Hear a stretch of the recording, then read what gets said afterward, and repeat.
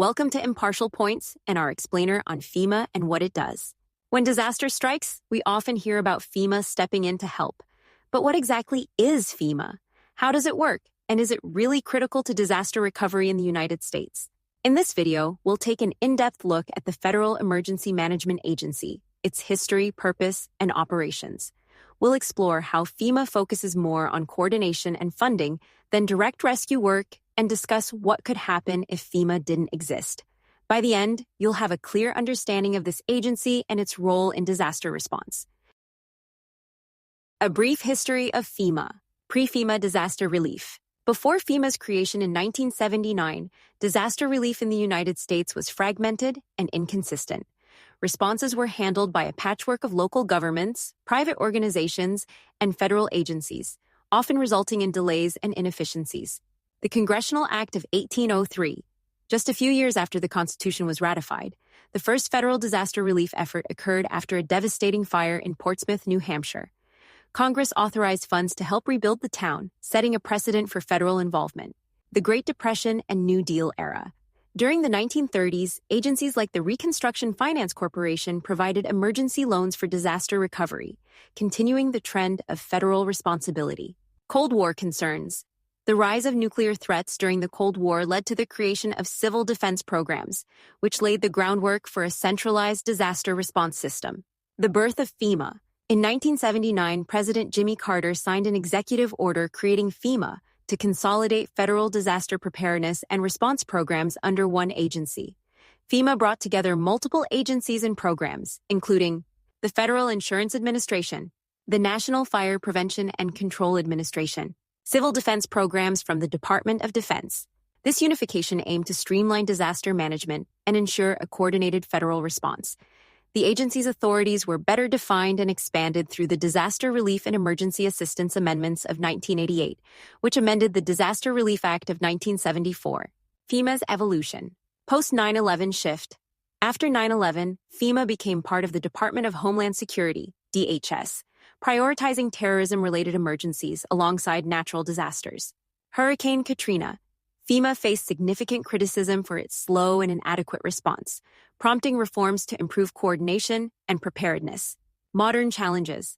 Climate change has led to an increase in extreme weather events, requiring FEMA to adapt to a growing number of large-scale disasters. What does FEMA do? FEMA's core mission. FEMA's mission is to help people before, during, and after disasters by coordinating federal resources, providing financial assistance, and supporting state and local governments. Its focus is on preparedness, helping communities plan for disasters through training, education, and resources. Response, coordinating federal efforts and deploying resources during emergencies.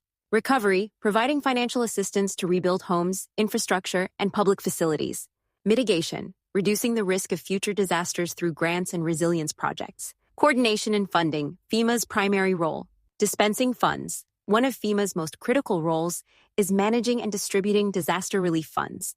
Rather than directly performing rescue operations or managing the direct response, which is coordinated by the state and local officials, FEMA provides financial assistance to individuals, grants for temporary housing, home repairs, and other disaster-related expenses. State and local governments, reimbursement for emergency response costs and infrastructure repair.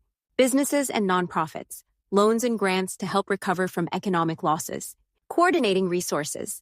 FEMA acts as the central hub for disaster response, ensuring that federal, state, and local agencies work together efficiently. Key coordination efforts include deploying resources such as food, water, and medical supplies, activating the National Response Framework, which outlines roles and responsibilities for disaster response across all levels of government, managing the National Incident Management System to standardize response procedures. FEMA is not a rescue agency. While FEMA is often associated with disaster response, it primarily provides funding and coordination efforts. It supports state and local first responders by providing funding for equipment and training, deploying specialized teams such as urban search and rescue that work alongside local responders, coordinating with the National Guard, which often handles search and rescue operations. What happens during a FEMA response? Step 1. Presidential Disaster Declaration. FEMA's involvement begins when a state governor requests federal assistance. If the president approves the request, FEMA can activate its resources. Step 2. Deploying resources. FEMA establishes a joint field office near the disaster site to coordinate efforts. Teams are deployed to assess damage, distribute supplies, and provide guidance to local officials. Step 3. Financial assistance. FEMA processes applications for individual and public assistance, ensuring that funds are distributed quickly and fairly. Step 4. Long-term recovery. FEMA remains involved long after the immediate crisis has passed, funding rebuilding projects and resilience measures to prepare for future disasters. What would happen without FEMA? If FEMA didn't exist, disaster response would likely revert to the fragmented system that existed before 1979. Key challenges would include inconsistent funding. States and local governments would struggle to secure adequate resources for disaster relief. Delays in response. Without centralized coordination, agencies might duplicate efforts or leave gaps in critical areas. Increased suffering. Individuals and communities would face longer recovery times and greater financial burdens. The value of centralized coordination. FEMA's ability to mobilize resources quickly and coordinate efforts across multiple agencies is invaluable in reducing the impact of disasters. Its programs also promote resilience, helping communities withstand future challenges. Criticisms and challenges. Criticism of FEMA. Despite its importance, FEMA has faced criticism for slow responses. High-profile failures, such as during Hurricane Katrina, have raised concerns about inefficiency. At the same time, many of the perceived delays are the result of unrealistic expectations in the aftermath of a disaster. Some of the actual delays are not the result of FEMA delays. Bureaucracy. The complexity of FEMA's processes can delay aid distribution. Inequity. Critics argue that FEMA's resources are not always distributed fairly, with marginalized communities receiving less support. Ongoing challenges. Climate change, increasingly frequent and severe disasters strain FEMA's resources. Budget limitations. FEMA's funding is often insufficient to meet the growing demands of disaster response. Coordination, balancing the needs of federal, state, and local agencies remains a constant challenge. Misinformation. Recently, misinformation spread by politicians or social media personalities seeking revenue have hindered relief efforts. How does FEMA help individuals? Programs for individuals. FEMA offers several programs to help individuals recover from disasters, including individual assistance, grants for housing, medical expenses, and essential items, disaster unemployment assistance, financial support for individuals who lose their jobs due to a disaster, crisis counseling assistance and training program, mental health support for disaster survivors, mass care and emergency assistance, response centers set up to deal with the immediate aftermath that provide distribution of emergency supplies, support for those with disabilities and pets, and mass evacuee support. Disaster legal services. It helps with recovery and replacement of documents, disputes with contractors, and preparation of power of attorney documents, and more. Application process. Survivors can apply for FEMA assistance online, over the phone, or in person at disaster recovery centers. Once an application is approved, funds are typically distributed within weeks.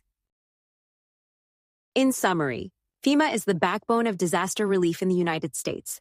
While it doesn't generally perform dramatic rescues, its role in funding, coordination, and recovery is critical to helping communities recover and rebuild after disasters.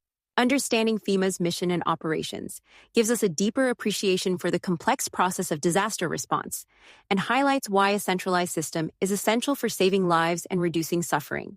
We hope you found this discussion informative and insightful. Until next time, stay curious and keep exploring the world of information at your fingertips. If you found this video helpful, please like, subscribe, and share with others. Join us next time on Impartial Points.